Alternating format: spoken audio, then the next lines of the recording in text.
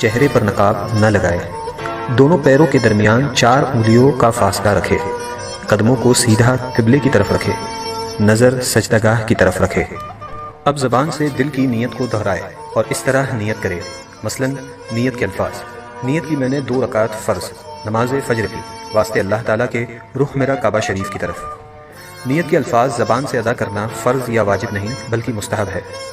اب اللہ اکبر کہتے ہوئے نماز شروع کرے، دونوں ہاتھوں کو اس طرح کاندھوں تک اٹھائے کہ ہتھیلیوں کا رخ قبلے کی طرف ہو اور چادر سے باہر نہ نکالے۔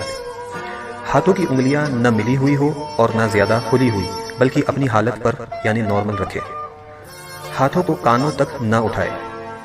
اب دونوں ہاتھوں کو نیچے لائے اور الٹی ہتھیلی سینے پر چھاتی کے نیچے رکھ کر اس کے اوپر سیدھی ہتھیلی رکھے۔ اب ثنا پڑھے۔ ثنا پڑھنا سنت ہے۔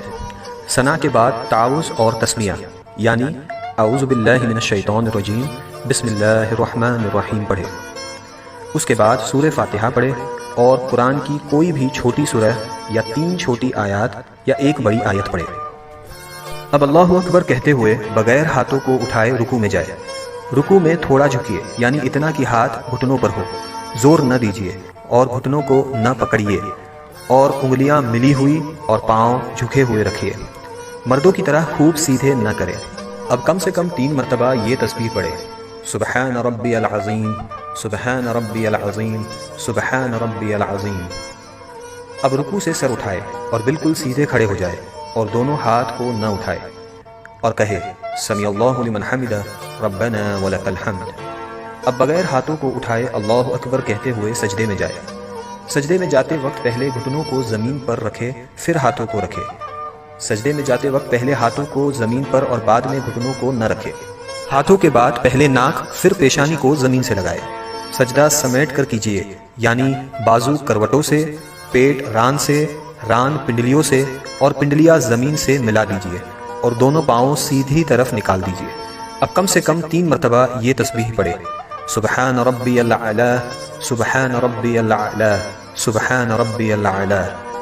اب سجدے سے سر اٹھائے، پہلے پیشانی کو اٹھائے پھر ناک کو اور دونوں ہاتھوں کی ہتھیلیوں کو اپنی رانوں پر رکھے اور دونوں پاؤں سیدھی طرف نکال دیجیے اور الٹی سورین پر بیٹھیے اور کم سے کم 1 تسبیح کی مقدار بیٹھے رہے۔